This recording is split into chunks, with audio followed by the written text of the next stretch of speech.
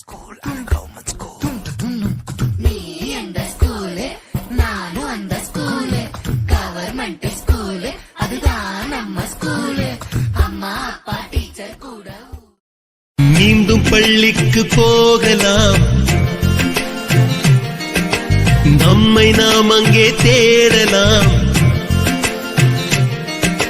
Slate குச்சி கடன் வாங்கலாம், ஸ்லேட்டில் பேர் எழுதி பார்க்கலாம். கொட்டு வச்ச வாத்தியாரை தொட்டு வணங்கலாம். முட்டி போட்டு நின்ன இடத்தை முத்தம் கொடுக்கலாம்.